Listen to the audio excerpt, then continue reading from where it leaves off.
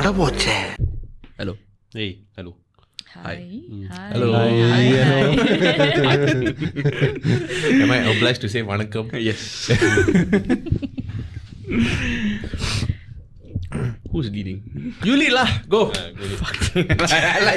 I like. Let's restart. Hi. Hi. So இவர் வந்து இப்ப up few times clap பண்ணாருல. It's not for motivation. Yeah, I know. Yes, I know. Motivation. Oh my God. Come on. இல்ல அடிக்கடி clap பண்ணிட்டு இருந்தா.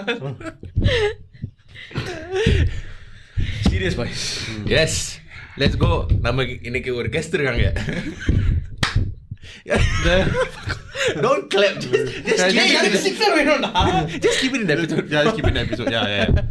No, this was supposed to be an episode. It's good. Yeah, it's good. I was under the impression that this was an episode. This is also going to be the episode.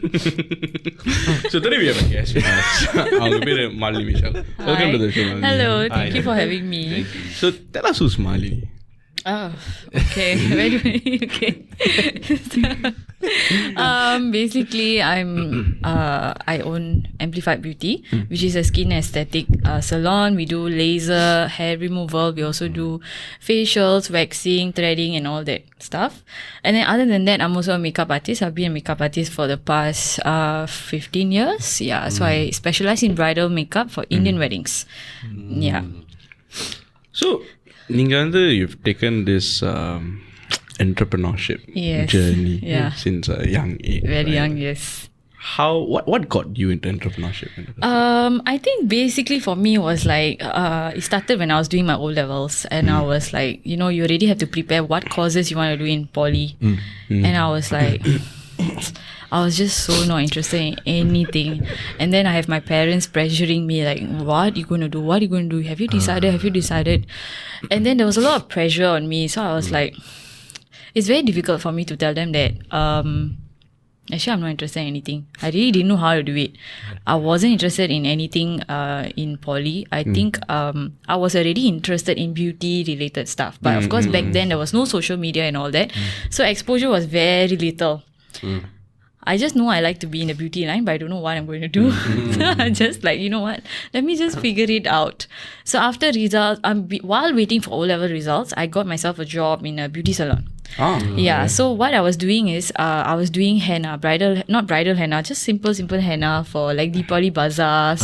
And then I learned threading. I kind of picked it up myself. So I was doing that as part of my job as well, working in the salon. And that's where I realized that, okay, I actually like this. And maybe I can own a salon one day. That's how it started. Okay. And then it kick-started everything. I went to beauty school and then I needed a capital to start my business. I was 19 years old. Nobody believed in me. They were like, what rubbish is this? My parents were like, enna solra? Olunga school ku po. That kind of thing. And I was like, no, let me just do my thing.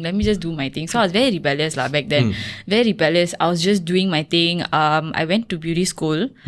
Okay, so what happened was I wanted to get the government funding to do my diploma course. So back then, if you're working in that same line, they will give you like 80% subsidy for your courses.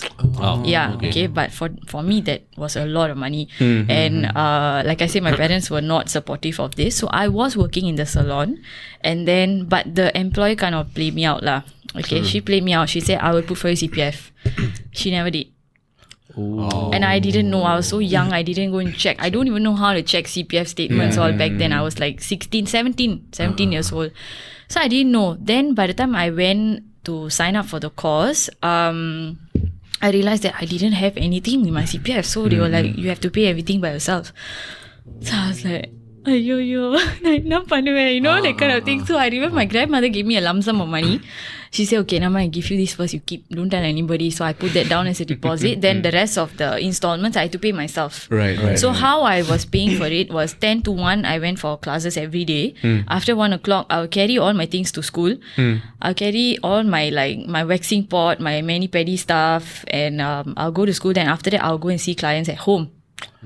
Yeah, so I would travel to their homes, and then I was doing house calls like that. Okay, so then I earn all that money. Then I pump into my school, and then I also was learning driving at that time because I know eventually I need a car, right? Eventually I need to learn how to drive, right? So yeah, then that really kind of motivated me because I thought, I really need to have something substantial, like a place where my clients can come and see me and all that kind of thing. So that was already in my mind, but I just didn't know exactly. I didn't really have an idea because nobody around me was doing that kind of thing. None of my friends, everybody went to school. Everybody just listened to parents, went to school, which is not the wrong thing. I'm not saying anything against that, but nobody dared to take that different route. The leap of faith. Yeah. Yeah, so then after that, okay, so fast forward, I was also doing bridal makeup. So I realized that I was interested in makeup. So I was watching YouTube videos. I fully self-taught myself to learn makeup. And then I started doing personal makeup. Then slowly it branched out to bridal makeup. And that's where the whole, like, that's where you start seeing most of the money and the income. So then with that money, I was able to pump into this side of the aesthetic part of the business. Right. Yeah. So I kind of juggled like that for a couple of years. And then in between all this, I got married when I was 22. Another thing that I did when I was very young, again, rebelled against everybody. And then got married, and everyone thought it was an arranged marriage, but no, it was my choice. I wanted to get married and have my own place. And so when I bought my own house, I set up one room just for this. Yes, so that's where all my clients used to come and see me. So that was ongoing for about until I started M-Plified Beauty. So about 11, 12 years. 11 years I was in that house. And then so then I opened M-Plified Beauty in Rangoon Road. Nice. Yes. So it's actually a very model I used for a leap of faith. Yes. The decisions you made was just a leap of faith. Yeah, I was just like, just go for it. What did I have to lose? Nothing. I was so young. I wasn't paying any bills at that time, other than looking after myself. Yeah. So yeah, I was like, okay, let's just do it.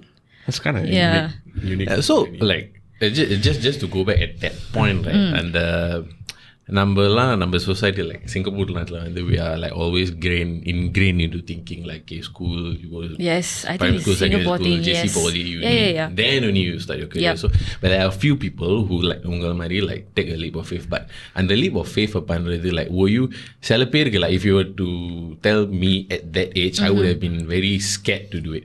So for me my dilemma was, should I go to LaSalle? Okay. அதுவே எனக்கு ஒரு பயமா இருந்துச்சு because that's like it was like a leap of faith to go there compared to a conventional school. But உங்களுக்கு when you were trying to start a business or that, was it something like a fear you had to overcome, or உங்களுக்கு உறுதியா தெரியுமா that this is what you wanted to try and do? No, I just knew it because I was really working in the salon. So I really had that exposure. Then I realized I can handle, and I was the only staff. And it's not like it was a very like a famous salon or anything like that. There wasn't a lot of clients on a daily basis there. So it was a very small scale salon. Right. So I realized that I can actually handle all this myself. So why not actually put it into my own business? Instead of working so hard for someone else, why can't I just do it myself? That was my mindset back then. Right. Yeah. But then previously அதுக்கு முன்னால வந்து did you have any aspirations to be something else other than makeup? When I was in primary school, I thought I would be a teacher. Okay. என்ன subject? I don't know.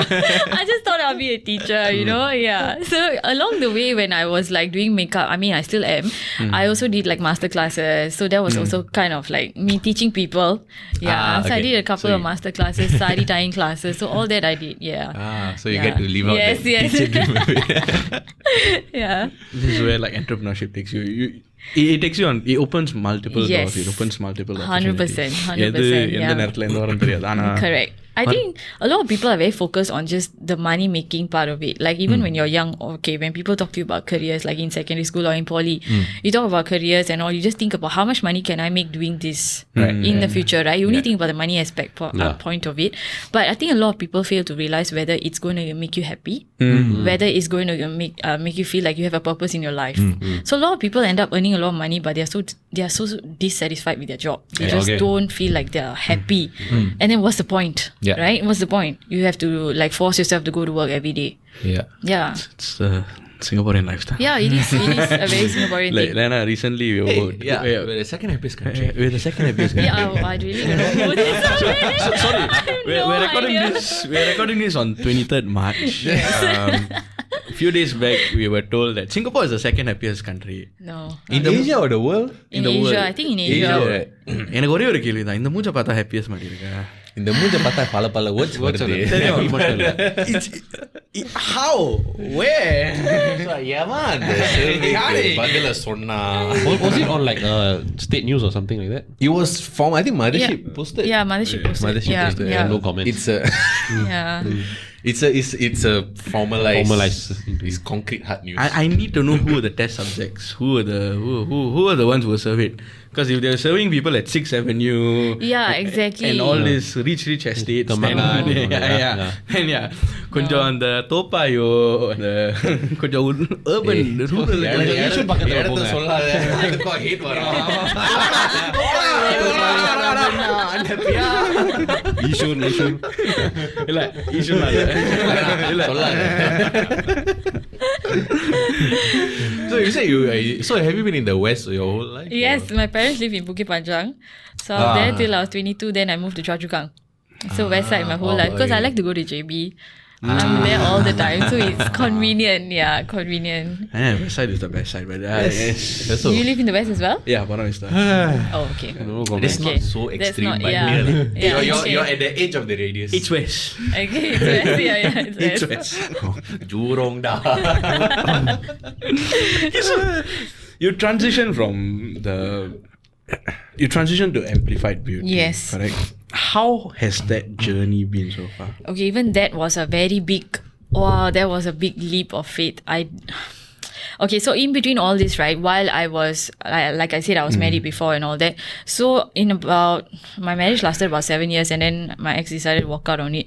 So I faced my own set of challenges the minute my marriage failed, which is firstly my house. And I need my house for my business. That's the main thing, right? So if I lose my house, I will lose my rice bowl, my income, and I am in a very vulnerable state because of the fact that now I am single. I have to do everything by myself. So my divorce happened when I was 29 years old. So as you all know, Singaporeans are not able to own a house as a single till you're 35. Yeah. So I was thinking, what am I going to do now? I can't move back to my parents' place because I have 2 dogs, one. And then my parents also have a dog. It will just be very crowded. And I need a place for my work. And this house is not just a house. It's something that is my blood and sweat that I have built Yes. throughout the years. So there's a lot of emotions attached to that. If the person doesn't want to work it out, it's okay. You just go. There's no point fighting already. But this is my hard work. And I felt like the structure we have in Singapore with all these rules and regulations is just so rigid. They don't see, they don't look into the ஒரு case leeway to case. கிடையாது. Yeah, Okay, they won't leeway give அது you. ஒண்ணு, but they don't even care to see case to case basis.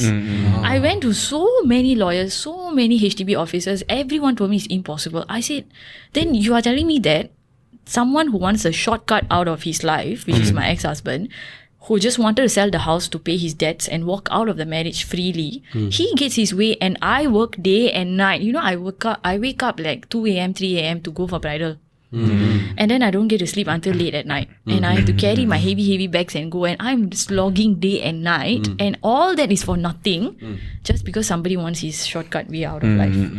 So I was like, no, there's no way I'm going to let this go. And I really, really, really fought through it. And like I said, everybody say cannot. They just tell you, sorry ma'am, it's quite impossible. You don't have kids, so we have no case to fight for you. Okay, I have no kids. I don't have CPF because I'm self-employed. So I was like, you know what?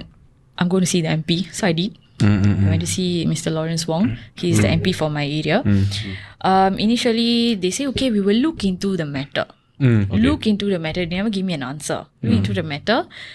In a way, it was a blessing in disguise that it took me 3 years to fight for the house, because when I started appealing for the house, I did not have, like I said, I no CPF. I didn't have credit cards under my name, no loans under my name, nothing. So they were not able to even check whether I can pay for the house. Right. Okay. Yeah. And so my ex also just wanted to play with the money, the amount of the house, the price of the house. He was just playing with it just so that I cannot get it. he just died. I don't want me to get. It's not like he wanted it, but he just doesn't want me to have it. It's just a male ego thing. Eventually, it happens lah. I don't know. So I was like, okay. It took me 3 years. Fine.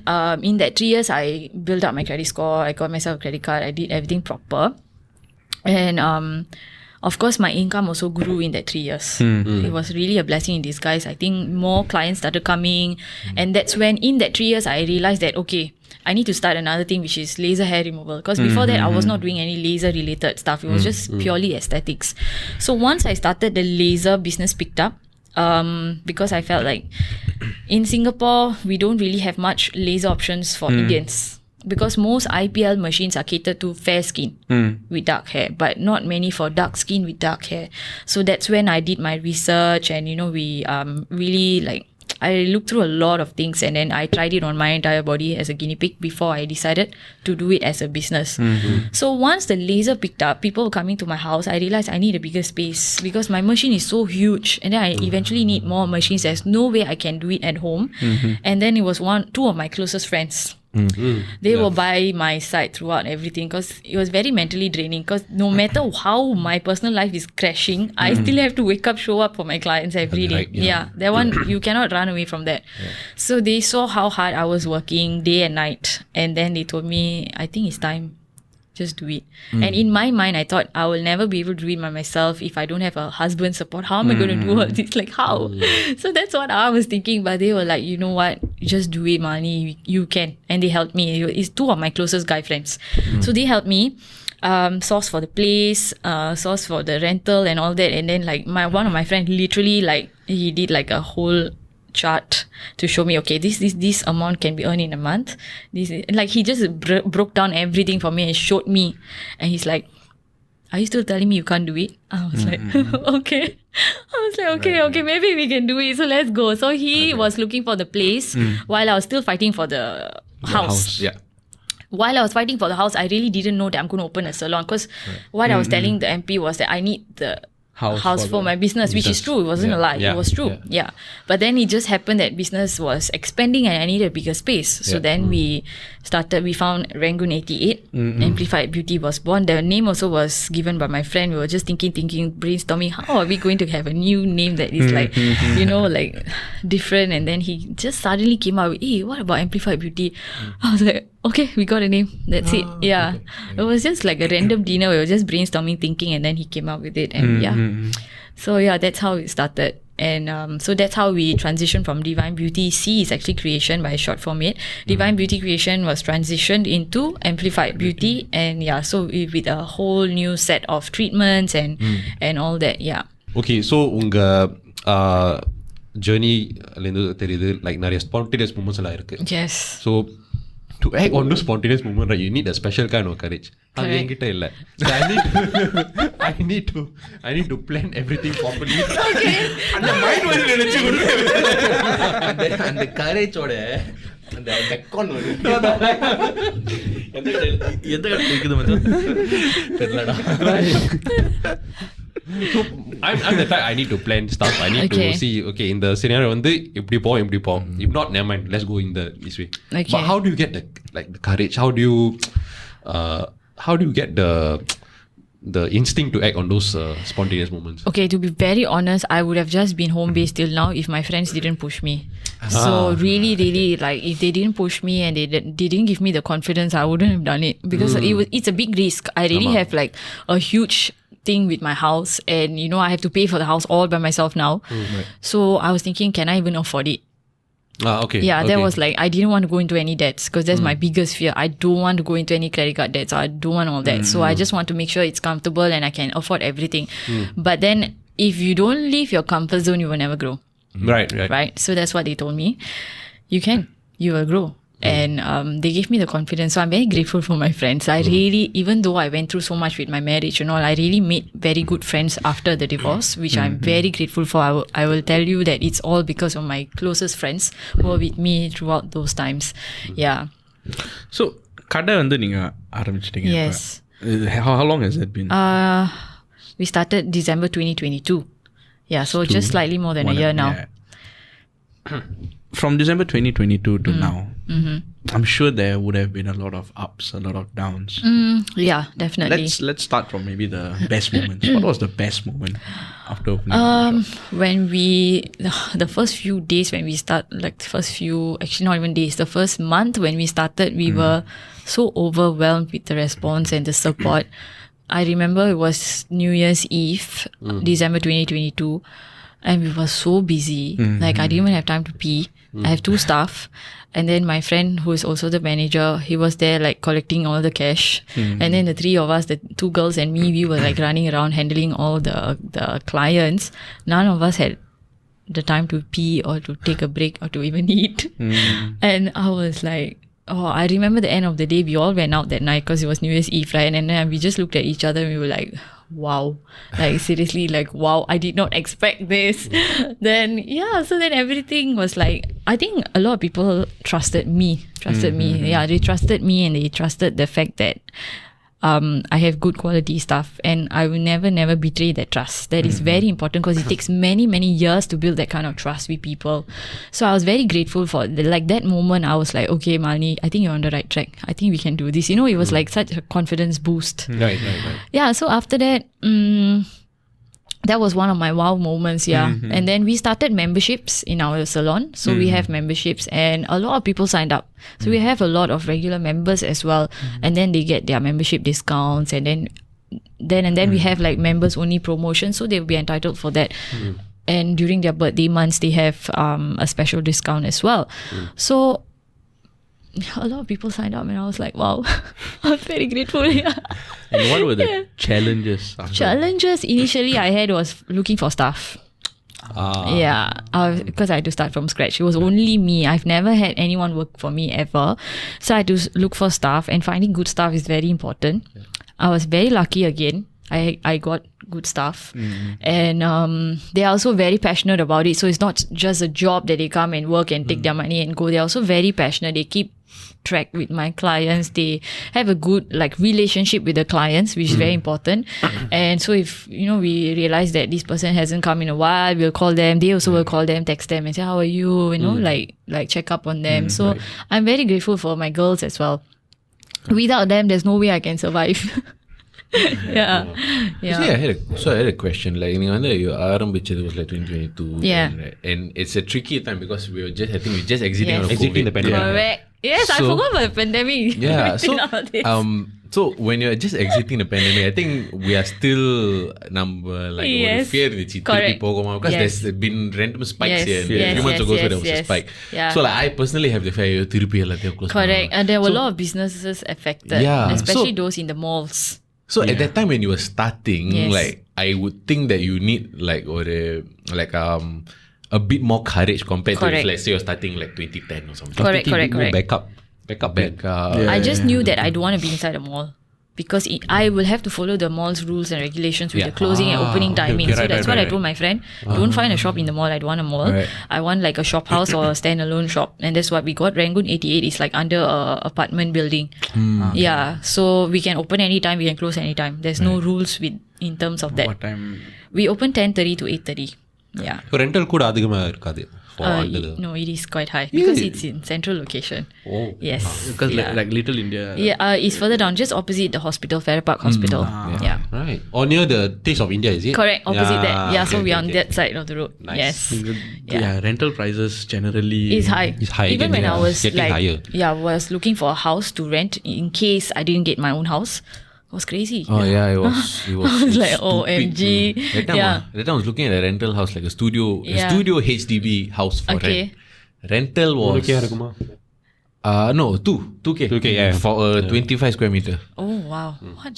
25 square meter in Woodlands. Oh gosh. Okay. Yeah, Woodlands is supposed to be like it's supposed to be the cheapest cheaper. place. That area should be cheaper. I think not cheapest, but cheaper. No, it is cheaper. Is it at considered that time, the cheapest? It was the cheapest when I saw Marsiling. Marsiling there. ரெண்டு வருஷத்துல I think it will become like Hong Kong already, the prices. Hong Kong? The prices definitely. It's crazy lah. So spoke about the challenges, what a good part. கடை நீங்க திறந்துட்டீங்க. What was your parents' reaction? So thank you for watching நேயர்களே. This is the end of part 1. Stay tuned for part 2 where you'll learn more about Malini, your entrepreneurship journey and the people behind her success.